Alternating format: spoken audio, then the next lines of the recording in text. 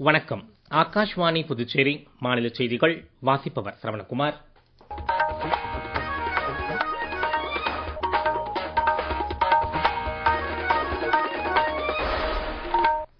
தலைப்புச் செய்திகள். இந்தியாவின் நாகரிக வலிமை, ஒற்றுமை மற்றும் நெகிழ்ச்சியின் அடையாளமாக சோம்நாத் கோவில் திகழ்கிறது என்று பிரதமர் திரு நரேந்திர மோடி கூறினார்.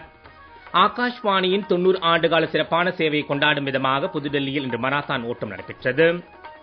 புதுச்சேரி கம்பன் கழகத்தின் 59வது ஆண்டு கம்பன் விழா கம்பன் கலையரங்கில் இன்று தொடங்கியது. புதுச்சேரியில் 2ஆம் உலகப் போர் நிறைவு பெற்றதன் 81ஆம் ஆண்டு நினைவு நாள் இன்று அனுசரிக்கப்பட்டது. இனி விரிவான செய்திகள். இந்தியாவின் முதல் குடியரசுத் தலைவர் ராஜேந்திர பிரசாத் அவர்களால் 1951ஆம் ஆண்டு புனரமைக்கப்பட்ட சோம்நாத் கோவிலின் 75 ஆண்டுகளை குறிக்கும் வகையில் பிரதமர் திரு நரேந்திர மோடி வரும் 11ஆம் தேதி குஜராத்தில் உள்ள சோம்நாத் கோவிலுக்கு செல்கிறார். நேஷனல் டெய்லி நாளிதழில் பிரதமர் எழுதியுள்ள கட்டுரையில், சில மாதங்களுக்குள் சோம்நாத் தொடர்பான 2 முக்கிய நிகழ்வுகளில் கலந்து கொள்வது தனக்கு கிடைத்த அரிய வாய்ப்பு என்று கூறியுள்ளார். இந்த ஆண்டின் தொடக்கத்தில் கோவில் மீதான முதல் தாக்குதல் நடந்து 1000 ஆண்டுகளை குறிக்கும் சோம்நாத் ஸ்வாமிவான் பர்வ் நிகழ்ச்சியில் பிரதமர் பங்கேற்றார். சோம்நாத் இந்தியாவின் நாகரிக வலிமை, ஒற்றுமை மற்றும் நெகிழ்ச்சியின் அடையாளம் என்று பிரதமர் கூறினார். கோவிலின் பயணம் அழிவதிலிருந்து படைப்புக்கான இயக்கத்தை பிரதிநிதித்துவப்படுத்துவதாகவும், தொடர்ச்சியான தாக்குதல்கள் மற்றும் இடர்பாடுகளுக்கு பிறகும் நம்பிக்கை மற்றும் கலாச்சாரம் எவ்வாறு உயிர் வாழ முடியும் என்பதை காட்டுகிறது என்றும் அவர் கூறினார். நாட்டிற்கு ஆகாஷ்வாணி ஆற்றிய 90 ஆண்டுகால சிறப்பான சேவையை கொண்டாடும் விதமாக புதுடெல்லியில் இன்று மராத்தான் போட்டிக்கு ஏற்பாடு செய்யப்பட்டிருந்தது. சுமார் 3.5 கிலோமீட்டர் தூரம் கொண்ட இந்த மராத்தான் ஆகாஷ்வாணி பவனில் தொடங்கி கிருஷி பவன், ரயில் பவன் மற்றும் ரிசர்வ் வங்கி கட்டிடம் வழியாக சென்று மீண்டும் ஆகாஷ்வாணி பவனில் நிறைவு பெற்றது. இது குறித்த கூடுதல் தகவல். ஆகாஷ்வாணி 1936இல் நிறுவப்பட்டது. இது நாட்டின் மிகவும் நம்பகமான ஒலிபரப்பு தளங்களில் ஒன்றாக தொடர்ந்து விளங்குகிறது. டிஜிட்டல் உலகம் ஆதிக்கம் செலுத்தும் இந்த காலகட்டத்திலும் ஆகாஷ்வாணி மக்களின் வாழ்வில் ஒரு தனிச்சிறப்பான இடத்தை பிடித்துள்ளது என்பது குறிப்பிடத்தக்கது. அது பழமையையும் தற்கால மாற்றங்களையும் ஒருங்கிணைக்கிறது. இது செய்திகள், இசை மற்றும் பொது சேவை நிகழ்ச்சிகளை பல்வேறு மொழிகளில் ஒலிபரப்பி வருகிறது. ஆகாஷ்வாணி தனது புகழ்பெற்ற வரலாற்றை கொண்டாடுவதோடு மட்டுமல்லாமல் பல்வேறு ஆரோக்கியம் சார்ந்த நிகழ்ச்சிகளிலும் பங்காற்றி வருகிறது.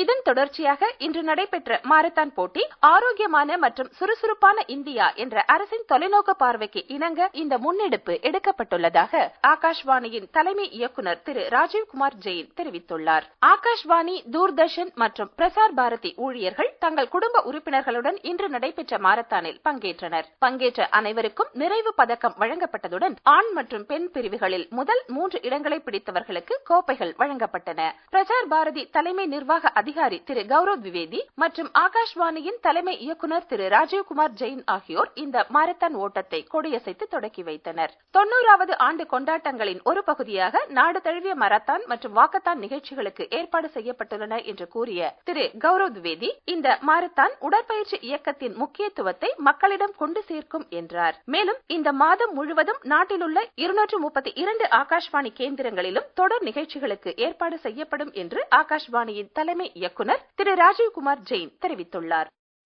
மேற்கு வங்க மாநிலத்தில் பிஜேபியின் சட்டமன்ற கட்சித் தலைவர் தேர்தலை மேற்பார்வையிட மத்திய உள்துறை அமைச்சரும் மத்திய பார்வையாளருமான திரு அமித்ஷா கொல்கத்தா சென்றுள்ளார்.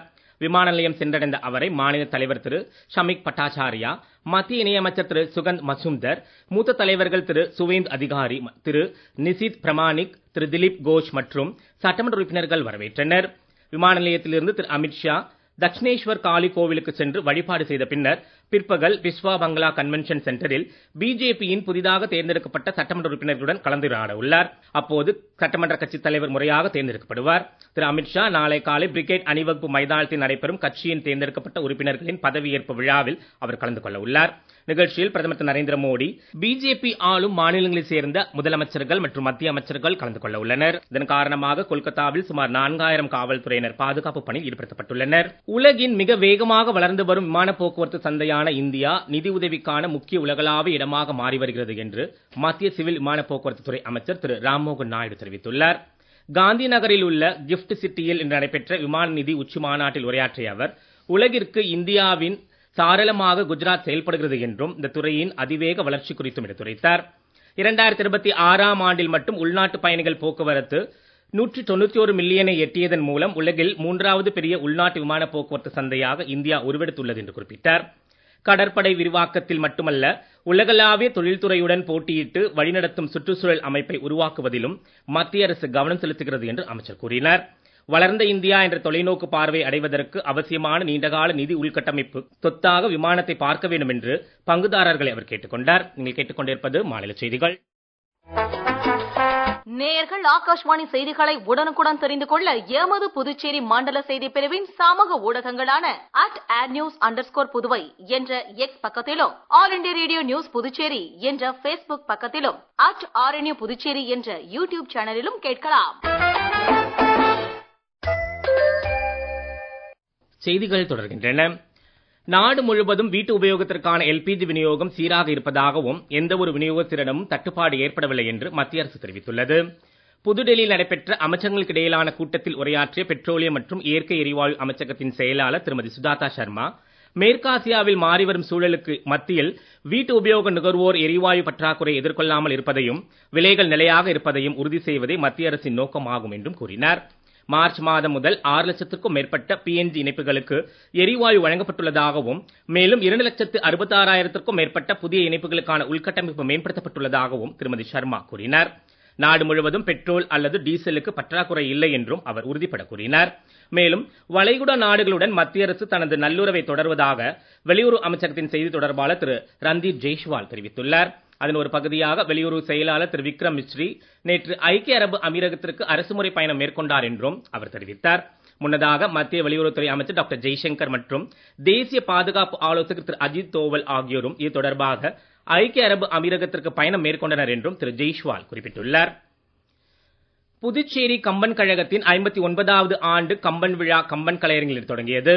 துணைநிலை ஆளுநர் கைலாஷ்நாதன் இந்த 3 நாள் கம்பன் விழாவை தொடக்கி வைத்தார். துணைநிலை ஆளுநர் எழுத்தாளர்கள், தமிழ் அறிஞர்கள் மற்றும் மாணவர்களுக்கு விருதுகளை வழங்கி சிறப்பித்தார். விழாவில் ஆண்டு மலர் வெளியிடப்பட்டது. இந்நிகழ்ச்சியில் பேசிய அவர், கம்பன் விழாவில் 2வது முறையாக பங்கேற்பது தமக்கு மகிழ்ச்சி அளிப்பதாகவும், இலக்கிய பண்பாட்டு மரபில் ராமாயணத்திற்கு எப்போதும் ஒரு சிறப்பான இடம் உண்டு என்றும் கூறினார். இதுகுறித்து துணைநிலை ஆளுநர் கைலாஷ்நாதன் கூறுகையில், நாட்டின் மக்களுடைய பண்பும் சிந்தனையும் உயர்ந்ததாக இருக்க வேண்டும் என்பதைதான் கம்பன் நமக்கு உணர்த்துகிறார். இன்று நாம் வளர்ச்சியடைந்த பாரதம் என்ற இலக்கை நோக்கி பயணித்துக் கொண்டிருக்கிறோம். இந்த வளர்ச்சி வெறும் பொருளாத வளர்ச்சியாக மட்டுமல்ல, அது அறம் சார்ந்த வளர்ச்சியாக, ஒட்டு மொத்தமான சமுதாயத்தையும் உள்ளடக்கிய முழுமையாக வளர்ச்சியாக இருக்க வேண்டும். அதற்கான அடித்தளத்தை பல 100 ஆண்டுகளுக்கு முன்பே நம்முடைய பாரம்பரிய இலக்கியங்கள் அமைத்து கொடுத்து இருக்கிறது என்பதை கம்பராமாயணத்தின் மூலமாக நாம் புரிந்து கொள்ள முடிகிறது. வாழ்க்கை எப்படி வாழ வேண்டும் என்பதை கம்பர் கற்றுத்தருகிறார். அவர் சொல்லும் தலைமை பண்பு, ஒழுக்கம், தியாகம் போன்றவை இன்றைய தலைமுறைக்கு மிகவும் தேவையானவை. இந்த சிறப்புகளால் தான் கம்பராமாயணம் காலத்தை கடந்து இன்று வாழ்ந்து வருகிறது. பின்னர் பேசிய உச்சநீதிமன்ற முன்னாள் நீதிபதி திரு ராமசுப்ரமணியன், தொடர்ந்து 59 ஆண்டுகளாக 3 நாள் நிகழ்ச்சியாக நடைபெறும் ஒரே கம்பன் விழா புதுச்சேரி கம்பன் கழகம் நடத்தும் இந்த விழாதான் என்று பாராட்டினார். அடுத்த ஆண்டு தன்னுடைய 60வது ஆண்டை எட்டும் போது இந்த விழா இன்னும் மிகப்பெரிய அளவில் கொண்டாடப்பட வேண்டும் என்பதே தமது விருப்பம் என்றும் கூறினார். மொழி, கலாச்சாரம், இனம், நாடுகளை தாண்டி கம்பன் ஏற்படுத்தியுள்ள தாக்கம் இந்த உலகத்தில் வேறு எந்த கவிஞனும் ஏற்படுத்தவில்லை என்று அவர் கூறினார். உண்மை, வாய்மை, மெய்மை ஆகியவற்றின் மேன்மையை கம்பன் அயோத்தியா காண்டத்தில் விளக்கியதை போல் எந்த கவிஞனும் காட்டியதில்லை என்று திரு ராமசுப்ரமணியன் எடுத்துரைத்தார். இந்நிகழ்ச்சியில் உச்சநீதிமன்ற முன்னாள் நீதி அரசரும் தேசிய மனித உரிமைகள் ஆணையத்தின் தலைவருமான திரு ராமசுப்ரமணியன், கம்பன் கழக தலைவரும் மாநிலங்களவை உறுப்பினருமான திரு செல்வகணபதி, கம்பன் கழக செயலாளர் திரு சிவக்கொழுந்து, கம்பன் கழக நிர்வாகிகள் மற்றும் தமிழ் அறிஞர்கள் விழாவில் பங்கேற்றனர். 2ஆம் உலகப் போர் நிறைவு பெற்றதன் 81வது ஆண்டு நினைவு நாள் இன்று அனுசரிக்கப்பட்டது. இதனையொட்டி கடற்கரை சாலையில் உள்ள போர் வீரர் நினைவு தூணில் புதுச்சேரி அரசு சார்பில் உலகப் போரின் போது உயிர்நீத்த போர் வீரர்களின் நினைவாக மலர் வளையம் வைத்து அஞ்சலி செலுத்தப்பட்டது. இந்நிகழ்ச்சியில் மாவட்ட ஆட்சியர் திரு குலோத்தொங்கன், புதுச்சேரிக்கான பிரான்ஸ் நாட்டு துணை தூதர் திரு ஏட்டியன் ரோலான் பியக் ஆகியோர் உயிர்நீத்த வீரர்களுக்கு மலர் வளையம் வைத்து அஞ்சலி செலுத்தினர்.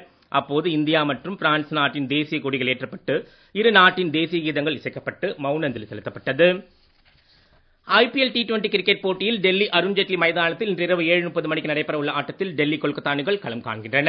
மீண்டும் தலைப்புச் செய்திகள். இந்தியாவின் நாகரிக வலிமை, ஒற்றுமை மற்றும் நெகிழ்ச்சியின் அடையாளமாக சோம்நாத் கோவில் திகழ்கிறது என்று பிரதமர் திரு நரேந்திர மோடி கூறினார்.